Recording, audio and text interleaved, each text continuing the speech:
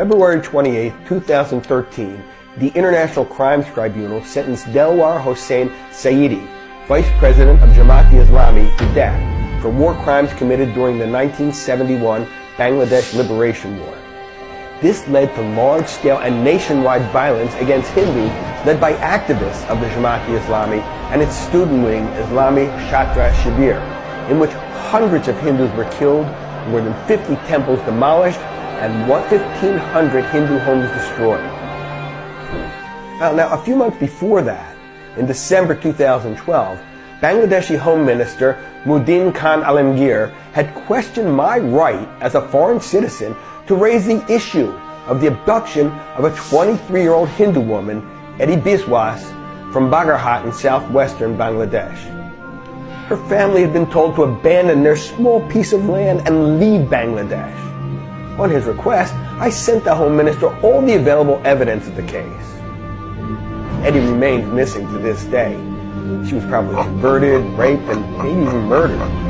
It's unlikely that we will ever know what really became of her. Pakistan's 1951 census, the first taken after the large population transfers that accompanied partition, found Hindus to be about a third of the East Pakistani population. When Pakistan became Bangladesh in 1971, they were just under a fifth. 30 years later, less than a tenth, and today an estimated 1 in 15. All of this despite increasing movement of Bangladeshi Muslims into West Bengal, India. Apologists for the Bangladeshi establishment often say that, Hindus leave Bangladesh for India so they can find better matches for their children. But as someone who has spent several years working with refugees from Bangladesh, I can tell you that none of them ever said they left their home country for better marital prospects. The disappearance of Bangladesh's Hindus has come about through continuous human rights atrocities that regularly include murder, rape, including gang rape, child abduction, forced conversion, religious desecration, and more. At the time of Bangladesh's liberation from Pakistan, Hindus bore the brunt of one of the largest genocides of the 20th century.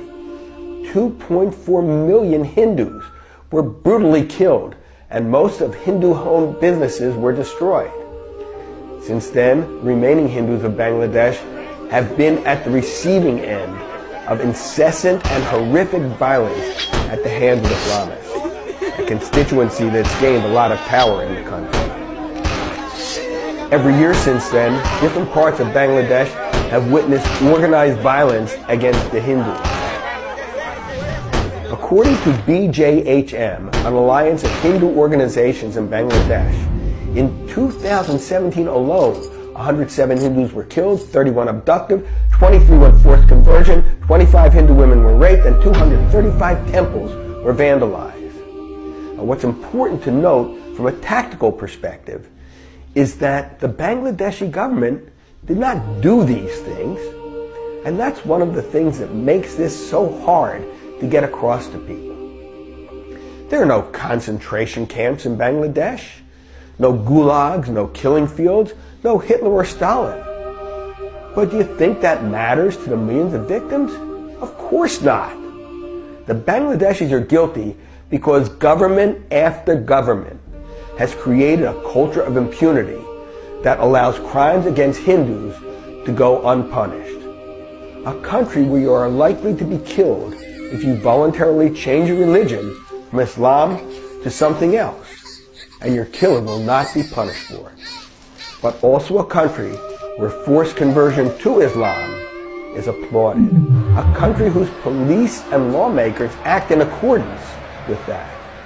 In other words, killing a person who left Islam and abducting and forcibly converting a Hindu child to Islam both will win you praise.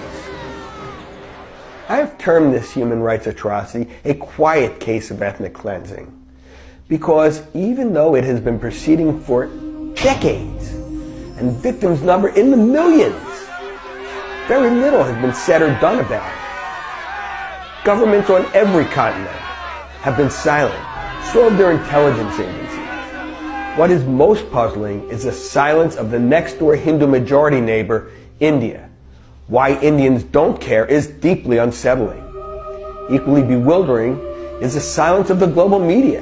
If I can verify these things with my meager resources, imagine what the major media could do. But where are the BBC, CNN, or others? Nowhere. Why are they not leading the charge to expose these crimes against Hindus? It surely is a quiet case of ethnic cleansing. But it need not have been quiet if only Hindus of neighboring India were more empathetic with their co-religionists across the border. Now, I say Hindus and not Indians deliberately, because Muslims of India have always stood in solidarity with Muslims in other parts of the world, like Palestine or Myanmar. For example, in 2012, a protest march called by Muslims in Mumbai against the treatment of Rohingya Muslims in Myanmar led to the Azad Maidan riots, resulting in 2 deaths and injuries to 45 policemen. The indifference of India's Hindus is impossible to explain. And even on the grounds of pure self-interest, India must work hard to protect the interests of Bangladeshi minorities, lest Bangladesh turn into a replica of Pakistan and the whole point of liberating it in 1971 is lost. Moreover, increasing Indian involvement with Bangladesh is particularly important now, as India is negotiating a free trade agreement with Bangladesh. Negotiating for equal treatment of all citizens under the rule of law must be included as part of trade negotiations. India must protect Bangladeshi Hindus by asking the Bangladeshi government to 1. Repeal the Vested Property Act that has legalized the seizure of most Hindu property in Bangladesh. 2. Prosecute and punish all those who commit these crimes against Hindus as they would other crimes, even if the leader is an imam. And 3. Sack any police or government employees who participate in cover-ups or in any way refuse to prosecute or punish the criminals. What is happening in Bangladesh is a quiet case of ethnic cleansing. As people of the same blood, it is morally imperative on India's Hindus to raise their voice and force the political leadership of your country to take action. I am Richard Benkin for Upward.